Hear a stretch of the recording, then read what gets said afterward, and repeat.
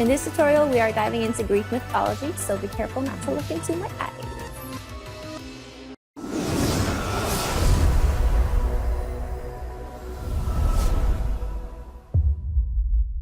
Out with that headpiece, and we have like these are like reed kind of hollowed out little wooden sticks thingies. You can use whatever you have, but these were kind of lightweight, and yeah, stick them to a headband. You can choose to build this on a head like we do, but of course you can also build it laying down on that table.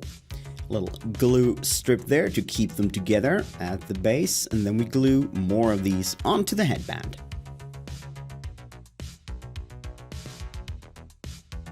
Then we go in and do a little trimming to make them look just the way we want. And this is where you can get creative and shape this headpiece any way you like it. There is no real right or wrong here, so just go ahead and do your thing. And Ellie kind of missed the opportunity when she spoke about the look here in the intro. She had the chance to make one of the best dad jokes ever, but that was not on the menu. Imagine if she had said, "Today we're diving into Greek mythology, but be careful, don't look into my eyes too long or you might end up like Dwayne Johnson." She said people wouldn't understand that, but I said, yeah, we've got some smart followers here, they will understand it. Did you understand it? Tell us in the comments. Anyways, keep building that headpiece, and you see Ellie has spread those sticks apart, make them in little groups. I'm putting sticks on top of my head. In Swedish is jag sätter pinnar mitt uppe på huvudet.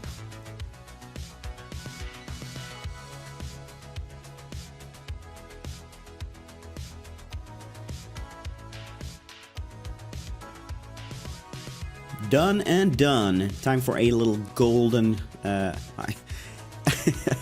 golden spray. I almost said golden shower. Oh my god, I must be tired. Anyways, a golden spray there to get the shine on. And then we take a nasty old wig and simply cut all the hair off, because we need that support from that base of the wig so that we can keep the headpiece in place, because it's going to be huge. Black paint on that.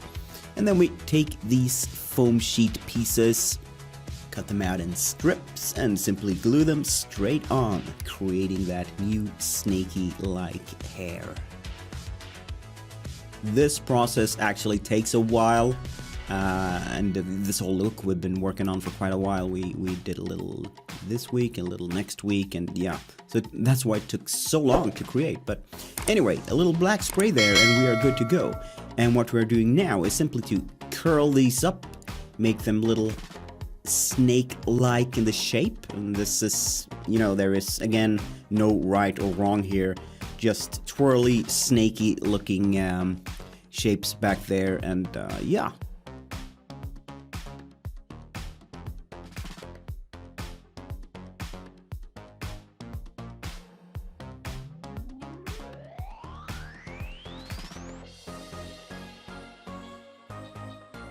More of that water-based spray paint, get that black color on, and then we bring in those little tiny toy snakes that Ellie found in the store. So yeah, glue them on there to get the real snake vibe going. Next up, gluing that golden headpiece straight on there as well, so we get everything in one solid unit. More snakes and decorations. These golden things, they're just stuff we found around the house. It can be pretty much anything, so use your imagination. Use whatever you feel would be cool here.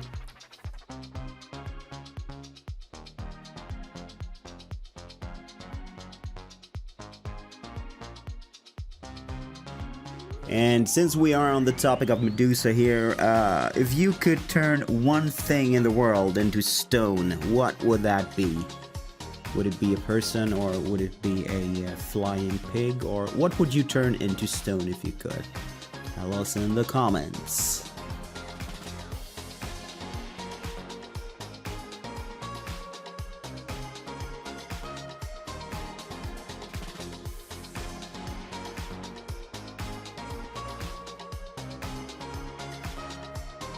Alright, next up, a nice little prosthetic going from our forehead up into that headpiece. So, using liquid latex paste, basically liquid latex mixed with baking flour into a paste, and smear that out onto anything face-shaped that can be matched to your forehead, basically. Doesn't have to be super exact, really. You need a piece there up on the forehead, going down a bit. And into this, we're gonna sink those additional snakes. There's a snake tail. Just push that in. Add additional latex there over the actual... Yeah, exactly.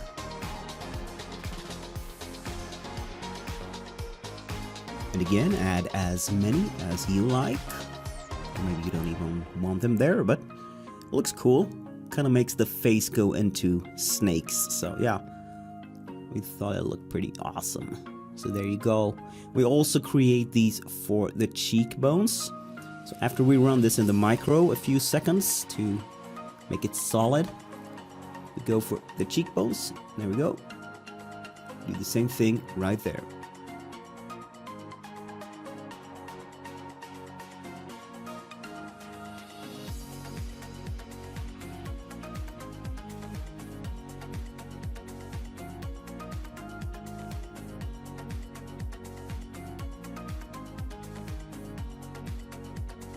Now going back to our headpiece for additional detailing, this time it's gold paint on those scales of the snakes.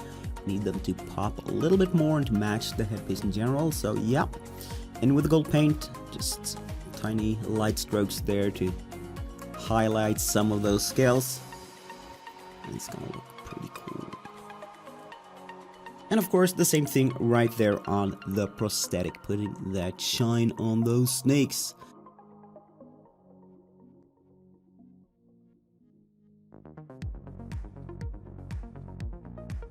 And then it's time to peel that forehead prosthetic off, and be sure to apply ample amounts of powder or flour as you peel it off, or that latex will simply stick to it. Well, we deserves it.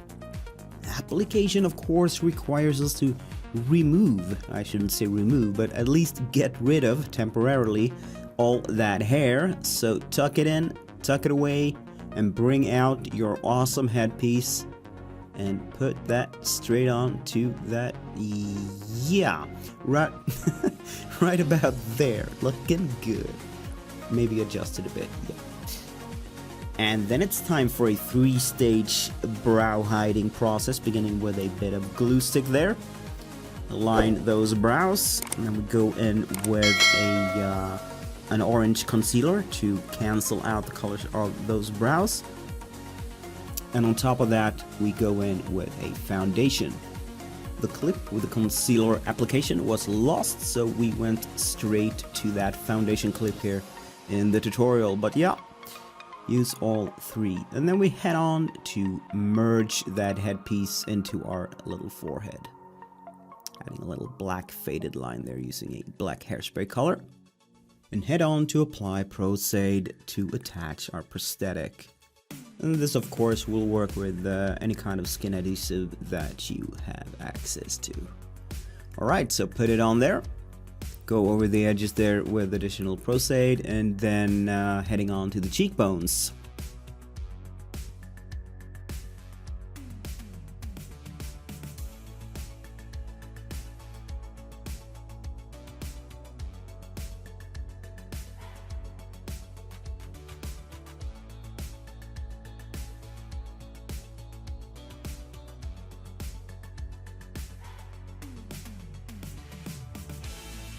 Setting the whole thing with powder, and then going back to foundation.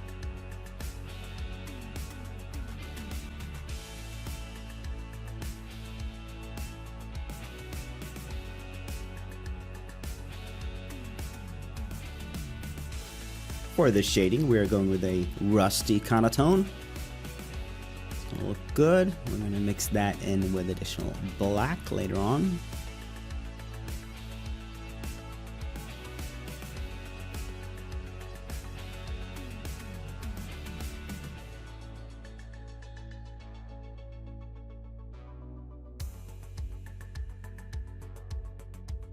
And these black tones will help us to fade that prosthetic into the headpiece, and it will also give all that shading that extra punch and define the nose a little bit better.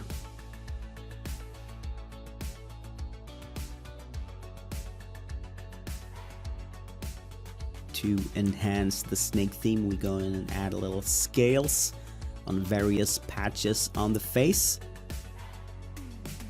And for the curious ones in the audience, if you are wondering what this voiceover got, get out. And for the outermost sides of the cheek and neck, we actually go in with that black hairspray paint, fade some of that black into the face.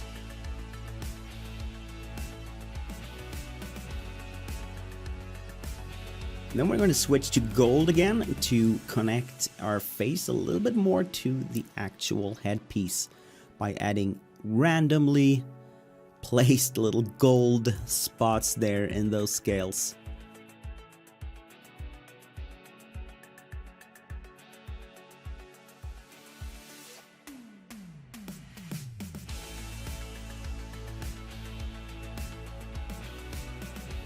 Closing in on the finish line, but we still need to pack a little more punch there, especially around the eyes. They look a little bit nude at the moment, so yeah. Going in with brown earthy tones here for a nice smoky look.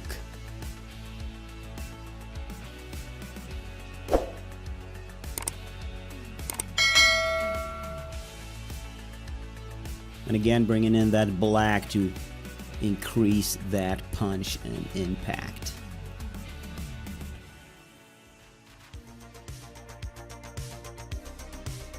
But we are not on that finish line just yet. We need additional eyeliner here, and we also need to deepen and darken that waterline. So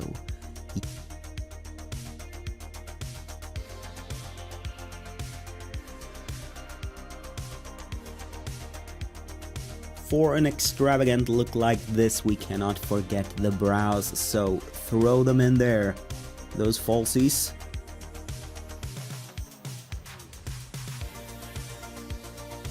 And when they are in place, time to go into selfie mode and story mode, like 6,000 angles here.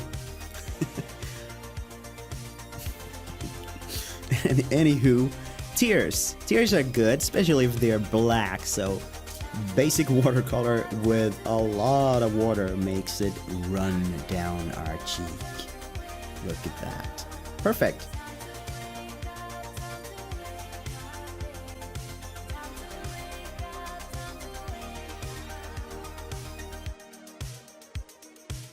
And finally, we go in and define those lips a little bit better with a pen, and then we call it a day. You can of course add additional stuff to this, but all in all, you are one hell of an awesome Medusa.